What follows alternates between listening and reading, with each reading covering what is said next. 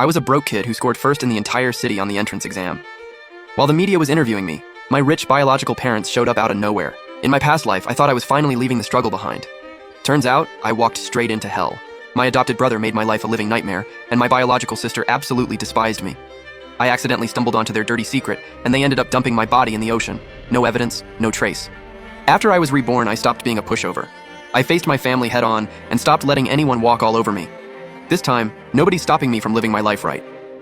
Camera flashes were going off non-stop in front of me, shutters clicking like crazy. Then two faces showed up, familiar yet strange, my biological parents, famous local tycoons. The woman, dressed to the nines, pulled me right into her arms. "Son, we finally found you!" The man behind her, who kinda looked like me, gazed at me with soft, gentle eyes. In my past life, I was in the middle of a media interview when these two just showed up and claimed me right in front of the cameras. Totally blindsided me. My interview about acing the exam turned into a whole rich family reunion spectacle. Back then, I was timid, couldn't say no, couldn't speak up. I just went along with them in a daze and followed them home. Had no idea I was walking into a death trap. Sheepdog, the adopted one, was terrified I'd take the inheritance. So he teamed up with my own biological sister, Shower Gel, to come after me. When I begged my birth parents for help, tried my hardest to explain, they didn't believe a word I said. In the end, Sheepdog and Shower Gel set me up together. I died with nowhere to be buried. Afterward, they told my parents I'd stolen the family's money and fled the country, making my parents cut me off for good. Now, looking at these parents standing in front of me, I rejected them right there in front of all the media, flat out refused to go with them. "Sorry, but I'm an orphan, I don't have any family left." The second I said that, every camera in the room snapped toward me. My mom was bawling, death gripping my hand. "Why? I'm your mother. Why won't you accept me? Do you know how long I've been looking for you? You were stolen from the hospital. Do you know how worried I was? I haven't had a single good night's sleep in all these years." "You're rich people, big-time tycoons. Finding me should have been a piece of cake, right? So why'd you only show up after I became the top scorer?" "We really have been looking for you all these years. We only just recently got word about where you were." "Don't you already have an adopted son? Why bother looking for me? Is it 'cause I'm a good student who'd make you look good so now you want to claim me? If you've really been searching all these years, then how come I've never seen a single missing person ad about me? Not in the papers, not on TV." The media smelled blood and shoved their mics right into the couple's faces. "Mr. Moo, Mrs. Moo, could you tell us, how exactly have you been searching for your child all these years?" In the end, I still went home with them. Let's be real. Everything in this world is fake except money. You can beef with anybody, but don't beef with money. But unlike last time, in my past life, they took full control and arranged everything for me. This time, I got ahead of them in front of the media. So instead of bossing me around, they were actually tiptoeing around me. At the mansion, Heartless enthusiastically introduced Sheepdog to me. "Xiaofan, this is Xiaoquan, he's your brother." Looking at Sheepdog reaching out his hand with that fake smile, I turned to Heartless. "So this is the kid you adopted to replace me?" She froze up, totally flustered. Then I turned to Bio Dad, Mu Chungguo. "Skip the introductions. I only came back because you promised me a better learning environment. If you can't deliver, I've got zero interest in staying.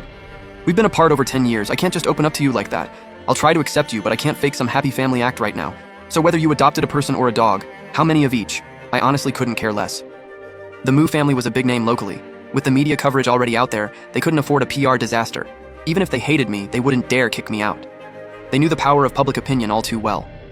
Especially since I'd already made such a stellar impression on TV. Hearing that, the two siblings looked ticked off. Mu Yanquan played dumb and panicked, shooting desperate looks at Mu Chungguo and Heartless. Shower Gel, a spoiled princess through and through, exploded on the spot. "Chen Fan, who the hell do you think you are? You dare disrespect my brother? So what if you're smart? Big deal. You'll probably end up working under my brother someday. Watch your filthy mouth, or I'll have someone mess you up so bad you'll be a eunuch for life. Wanna stay? Stay. Don't wanna stay? Get out. Some dumpster diving stray actually thinks he's hot stuff." My gaze landed on my biological parents.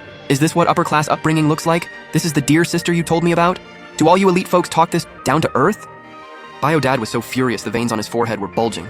He slapped Shower Gel across the face so hard it left her dazed. "Dad, you're hitting me for some random stray?"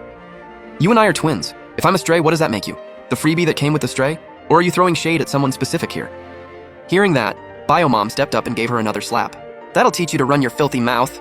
Sheepdog stubbornly stepped in front of Shower Gel. "Mom, Dad, please stop. It's all my fault. I shouldn't have taken my brother's place all these years. This is all on me. If you want to hit someone, hit me." Watching him tremble and turn red, I cut in first, pointing right at him.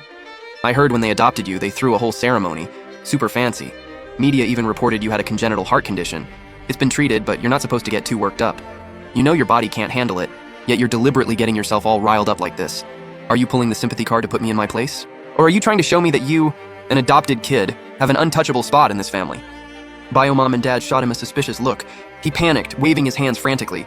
No, I never thought that. Mom, Dad, don't listen to him. See? That's this family for you. Zero principles, ridiculously easy to manipulate. In my past life, the second I walked in, these two hit me with insult after insult. I never got a chance to defend myself, couldn't find my footing, left a terrible first impression. But this time, I went on the offensive and shut them both down cold, which actually won my parents over. I didn't want to deal with these two anymore. I turned to Bio Mom. I'm tired. Where's my room? Same as last time. My room was on the first floor, converted from the old maid's quarters. I took one look at that tiny room, then basically forced Bio Mom to give me a tour. But I didn't let her lead. I went ahead, straight upstairs and beelined for Sheepdog's room. Seeing his suite with a private bathroom and a gaming room, I scoffed and pushed open the guest room door next to his. Bio Mom looked embarrassed, eyes darting around. Xiaofan, your brother's health isn't great. He's a light sleeper, so we don't usually put anyone in this guest room. Don't want to disturb him. I stared her dead in the eyes until she looked away. It's fine. This is way better than where I used to live. Must have been some kind of divine blessing for me to end up in a family like this. I'm here to study, not to live in luxury. Won't be here long anyway. Don't beat yourself up. The palm and back of the hand are both your flesh, but the back never gets quite the same love as the palm, right? That one stung. She nearly cried and quickly changed the subject. Xiaofan, what was your old home like? Can you tell me about it? Grandpa found me in a dumpster. His whole family died in a car accident, just him left. That day, he was planning to buy pesticide and end it all. But walking past the bus station, he heard crying from a trash can and picked me up. Grandpa said meeting me was fate, said my crying made him not want to die anymore. We were dirt poor. Grandpa survived by collecting recyclables. By age 2, I was already out picking up bottles with him. We didn't have running water, just a hand pump in the yard, and we barely used even that. Candles were 3 cents each, way cheaper than electricity. I swallowed the massive wave of grief inside me and kept my face blank. Grandpa passed earlier this year, left me 300 yuan, just enough to last through the exam. If you hadn't come for me, I'd still be stressing about 3 years of tuition and living expenses, so tell me, am I not the luckiest person on earth? Heartless finally broke down, pulled me into her arms, sobbing. I'm sorry, Mommy's so sorry, you've been through so much. Watching her cry with what looked like genuine emotion, same as last time, I just felt annoyed. I'm not blaming you, but instead of crying, can I eat first? I normally only eat twice a day, and I'm honestly starving right now. She quickly wiped her tears and rushed into the kitchen, fumbling around. Ridiculous. I was practically starving, and she clearly can't cook at all, but she still shoved the maid aside to put on a motherly show. Watching her flounder around in there, I kicked her out and boiled up some dried noodles myself. Rich people, man. Even their dried noodles come in fancy gift boxes. I made 2 big bowls of plain noodle soup, gave her one. Watching me hunch over a huge bowl and inhale it like a vacuum, she finally couldn't hold back. Xiaofan, even though you're a boy, you should still have proper posture. Stand tall, sit straight, and mind your manners when you eat. I tuned her out completely and kept shoveling food in, nodding along.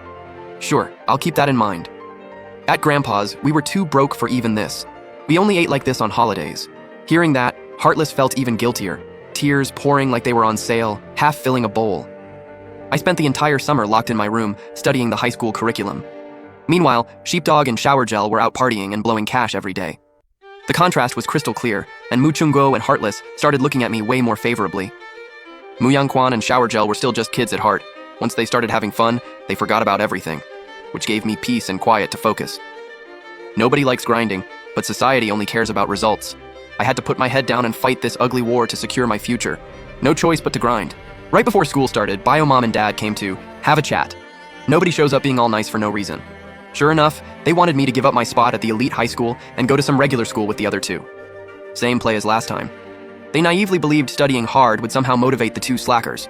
Plus, getting those 2 into the elite school would cost a fortune, while dumping me in a regular school was completely free. Classic greedy business people, their fingers practically welded to a calculator. Right there in front of everyone, I shut it down. Absolutely not. So blunt it made Bio Mom and Dad visibly uncomfortable. Heartless went first. Xiaofan, Mommy believes in you. Even at a regular school, you'd get great grades. I've looked into it. Their college admission rate is actually pretty solid. Won't you at least consider it? The audacity. Last time, because their first impression of me was garbage, they didn't bother being polite. Just ordered me to go to that regular school. Zero say in the matter. And that school? Teachers were trash, the atmosphere was dead, and the pace was miles behind the elite school. A complete waste of talent. So my answer was ironclad. I said what I said. You promised me a real education. That's the only reason I came back with you. Biodad was getting impatient. We're just asking for your input, no need to be so hostile. My input is no. You want a citywide top scorer at a regular high school. I honestly can't wrap my head around your logic. I looked over at the 2 slackers lounging around. You think I can motivate them? They blew the entire summer playing around. I didn't read a single word. What kind of self-discipline do you expect from them? If I go to that regular school, are they lifting me up or am I being dragged down? Are tutors really that expensive now? Can't we afford prep classes? Or do you just flat out not want me, the kid who came back halfway, to succeed and make you look good? Shower gel wasn't having it. Chen Fan, what's your deal? You're saying me and my brother embarrass mom and dad and only you can make the family proud? Let me tell you something. Drop the overachiever act. It's useless. My family's loaded. I spend however I want. Even if I never pass a single exam, mom and dad can take care of me and my brother for life. So back off. She shot me a look and scoffed. Some hillbilly who couldn't even get running water. That old geezer deserved to be dragged down by you. You should have been out begging on the streets, freezing to death under a bridge. Something in my brain just snapped. That one thing holding me together all this time, it broke. Like a piece of straw, a farm woman snaps in half before tossing it into the fire. When I came to, Shower Gel was on the floor, nose gushing blood, staring up at me in total horror. My arm was raised high, being held back by Mu Chungo and Heartless with everything they had. And I was still white-knuckling that massive glass ashtray from the coffee table. Sheepdog was frozen solid, standing there like a mannequin too scared to move. Cold sweat drenched my back. I'd almost beaten Shower Gel to death. Mu Chungo pried the ashtray out of my hand. Heartless, shaking all over, held me and cried, apologizing over and over. I shoved her away and looked down at Shower Gel. So you two are the real siblings after all. Then I stared coldly at my birth parents. Why did you even bring me back? I'm the outsider in this family. My eyes landed on the fake son. Sheepdog, you don't need to be so guarded around me. Once I get into college, I'm out. I'm not fighting you for the inheritance. Everything here is yours. I couldn't care less. You're right. I don't deserve to be a Mu. My last name is Chen. I turned and walked to my room, leaving behind a silhouette that looked like its soul had been ripped out. From outside the door, I heard Mu Chungo's furious interrogation. I've got nothing to say to him. I can't stand the sight of him. What did I say that was wrong? He never should have come back. He should have died out there. If he hadn't come back, Brother Quan wouldn't be this upset. This is all your fault. A sharp slap. Then the living room went dead quiet. The second day of school, I got hauled to the police station, stabbed a classmate in the eye during a fight. Since I'd refused to go to the regular school, my parents donated a huge sum to get Sheepdog and Shower Gel into the elite high school too, as auditing students. I never understood why they were so obsessed with cramming the three of us together.